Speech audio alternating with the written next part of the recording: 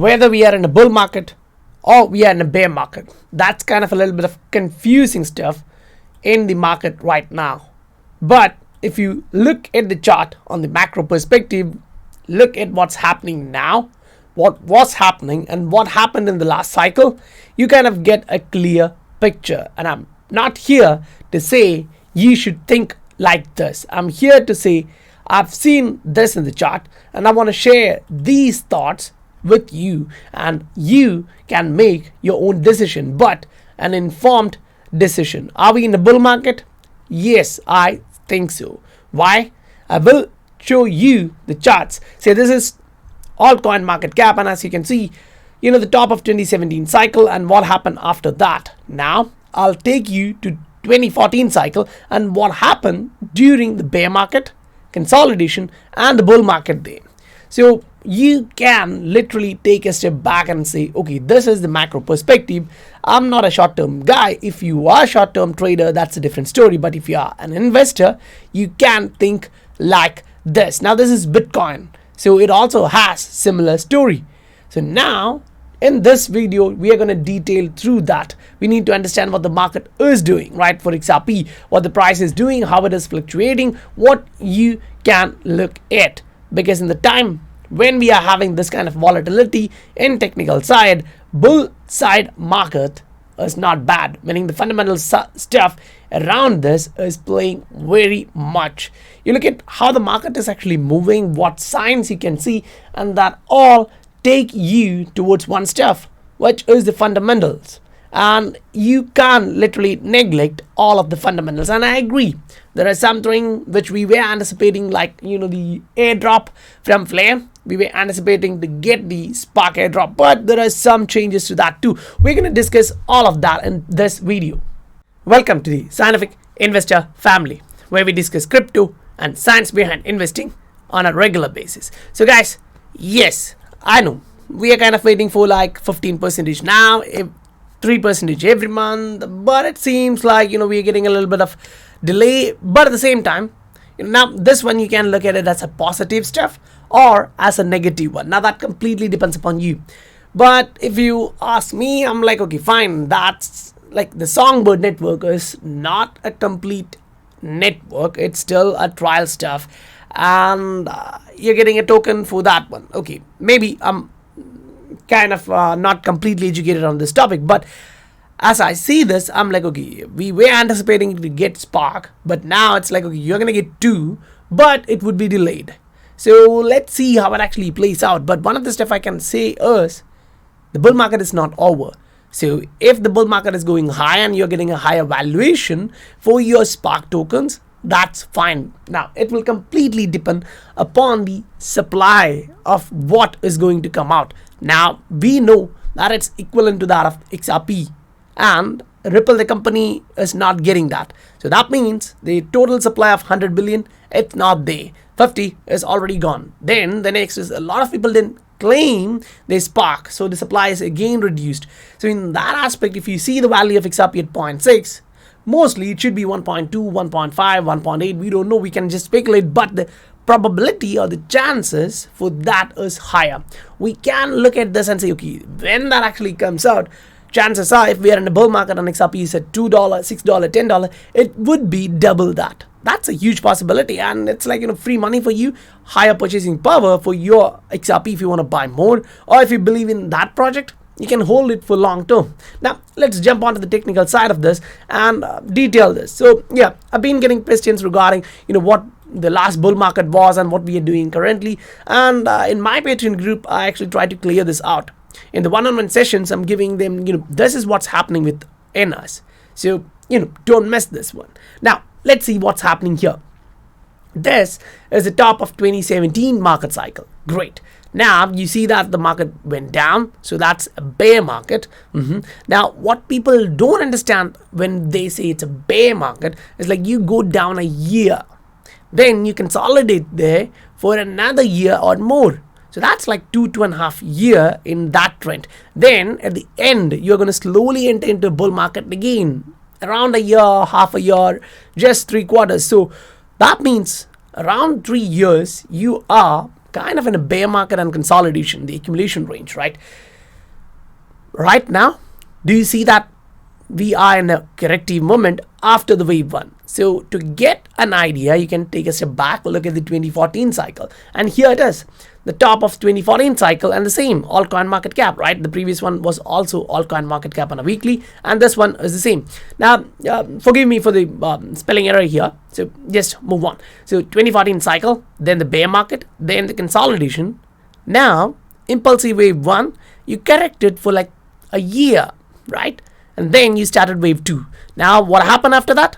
Wave two started here. You went all the way to the top here. You corrected another 160 days. So that's like kind of half of, not exactly, but kind of half of the consolidation in wave one you got here. Then you pop through, which is wave three, or the blow off the top. Now, depending upon how you call it. But anyways, looking at this chart, it's so clear that wave one is over. Great. But wave two is just going to start. And if you see, like, okay, wave one is the biggest one and wave two is a little bit, nah, it's not like that. Look at this. Wave one is this one. Wave two is this one, which is the biggest wave in any market cycle. You can go learn Elliott wave analysis and you'll understand what we are talking about here. Now, the difference between this altcoin market cap and the Bitcoin is this one. In Bitcoin, you capitulated here, you consolidated there for some time, you went up. So the wave one happened by mid 2019 and then you came back down. So wave one completed. Wave two, you bursted to the upside. We reached the top of wave two by early 2021, and that's like, okay, fine, that's not a bad deal, because here you were like $3,300. You went up to 14K, then you came back to $4,000. Now from that 4,000, you already went to 65K. So that's literally like 15x even in wave two, right? So if you measure that precisely, you're going to get like 13, 14, 15x. But if you look at the close of the candle till the top, you get 10x. 10x in an asset like Bitcoin with that price structure, that's huge. Now come to the altcoins and decide what you are looking at. So the difference here is that the altcoins show you that altcoins are definitely in wave one. Fine. So based on history, we understand, okay, we still have wave two, we still have wave three. Great. But in Bitcoin, we see like, okay, there's a consolidation. So as I've explained previously, the consolidation here in Bitcoin can be longer. And that doesn't mean anything bad, but in between, you're still going to come back and retest this top. But yeah, the time taken for that is unknown. And this particular area, which is a support right now, if we break that one, yes, we are going to 27, 24, but you'll have to see whether in a bull market we usually do that. Because when we break below and come back to this level of around 24, 27 and then bounce, people will say, okay, from 65 we dropped to 27. Yes, that happened. But look at the current structure. We are around $30,000 and we have already done like 28. We touched in 28, 500, 28, 300 in different exchanges. So that's not something which should worry you. Now, this is XRP USD on a 3-day chart. We just looked at the macro perspective where we talked about the Bitcoin market cycle, where we talked about the altcoin market cycle. And now within that one market cycle, we are stepping in to see what's literally happening. Right now, the fear in the market is different from what we had back in March 2020 crash. That was literally a huge amount of fear circulating in the market. But right now, what you're eyeing at is something different, right? You had that news that China is banning proof of work system, the mining pools. They went out. Then you have the issue from Binance. Binance is being tracked, regulated. Regulators are moving kind of, just kicking again. So that is still happening here. But understand, both of the old cases, the 2020 Corona crash in March 2020 and the SEC one had a huge impact, right? So if you are to analyze those situations and the current situation right now, initially, yes, we dropped 60%. So that was back in May. Then in June, we dropped like 45%. But right now, the momentum seems to be decreasing. So give that here, we did like 60 percentage, and then 40, then probably 2025. So that means it's kind of near the bottom, and it's not a huge deal. Why we're still trending to the upside? Now, if that's just my eyes saying we are trending to the upside from 2020 March, maybe I'm wrong, but look at the chart and inform me what you think. You can drop that in the comment section, right? If you think we are in a bear market, it's completely cool. Discussion is for that. But looking at this precisely here at March 2020, you bounced, you came back, you bounced, you came back, you bounced. Just the SCC case, you went even lower but maintained to come back higher. What does that actually mean? Ask yourself. A lot of people sold their XRP into the market out of panic, but someone bought all of that and the price went back. The market, the price is supply and demand. So when you see supply increasing and demand not going up, the price drops. Same, supply increasing and demand dropping, price drops too hard. And at the same time, when the price go back up, that means even if the supply is increasing, demand is surging way higher than that. That's what happened at that point in time, and we are moving to the upside. Now, you went through the moving average zone, you went above that, you kind of reached into a euphoric territory of XRP like around $2, and now we are coming back down.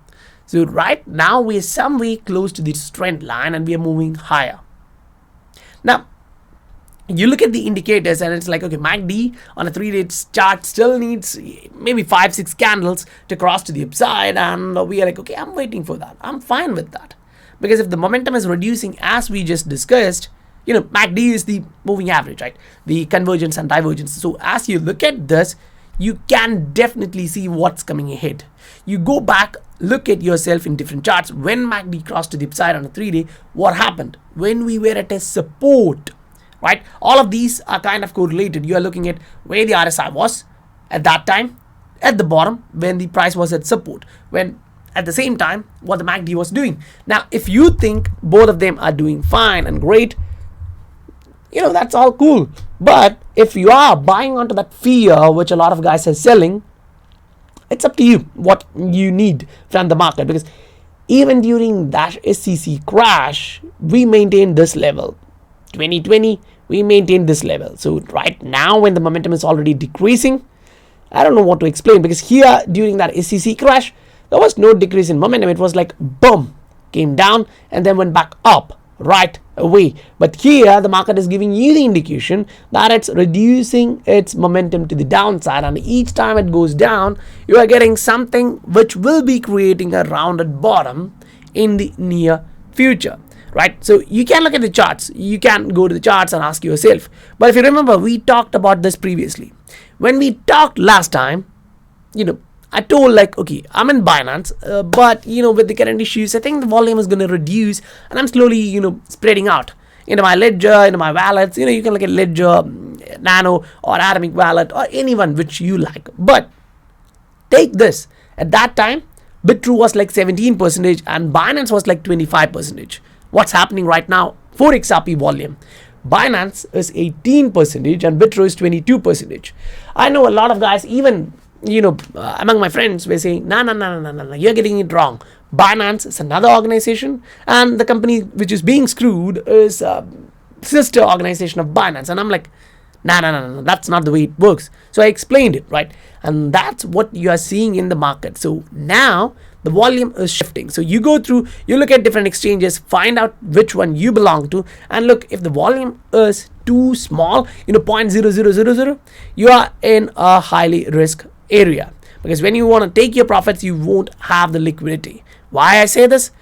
We have this pattern, we kind of had the trending higher pattern, and without doing much of an upside, being there, and then a huge burst to the upside. Now, in that cycle, it was kind of the wave 3, but in this cycle, we haven't even done wave 2. So that's clearly showing cycles do rhyme. Why? Because human beings have the psychology. With money and time involved, not everyone can control the emotion. The financial maturity is not for everyone. And that's why we say, look at long term. And if you don't have long term, don't do this stuff. But the difference is, from this point in time, now, if it was somewhere here, It's like, okay, 3-4 years, that's kind of the long term you're looking at to go through the bear market and enter into a bull market. But right now, as you're already in a bull market, we're looking for next year and a half, where we would be kind of topping out, right? So if you are saying I'm like 3 to 5 years in this market, then you're going to take your profits in a bear market when the prices are 50, 60, 70% down.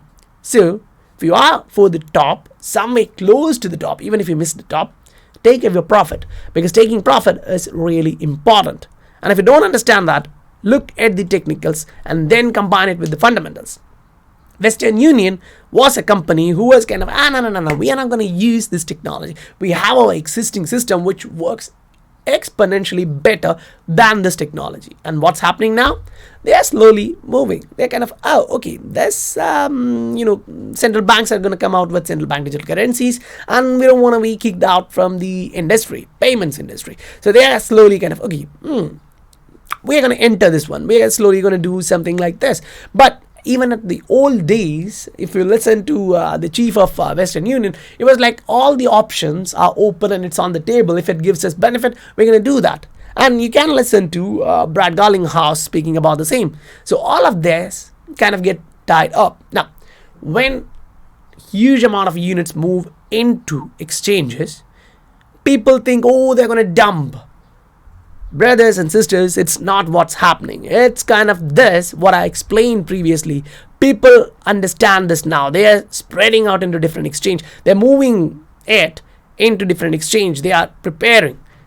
If you are one among them, you know what's happening. If you are not, you're confused. Oh, all of these are being moved into the exchange and it's going to be sold out. That's not how it works. Now, usually, yes, I agree. It does happen like that. But that's when the price goes up and people are taking out profits. Not when the price is at the bottom, because usually people will sell, retail guys, not the big giants. They see what's happening in the market and they're kind of moving towards the real volume area, because when the volume pops, you want to be in an area where you can take your profits, not the other side. So guys, I definitely believe you received value for your time, and if you really did, please do hit that like and subscribe button, because that supports the channel a lot. Now look at this. The fundamental side of payments, as we talked, is evolving, and as we see this here, it's showing you the same stuff. 75% of the big global banks, especially US ones, are pulling out of the international correspondent banking system. What does that mean? We've gone through like 3, 4, 5 months complete document analysis, the reports and all in the old days, and like a year back, right, we did that, or even 6 months back, we have gone through a ton of videos where we went through all the different government reports, BIS, IMF, UN, supranational organizations, central banks and all, and we understood this. I've explained this to you guys. Those who are here from a long time know this.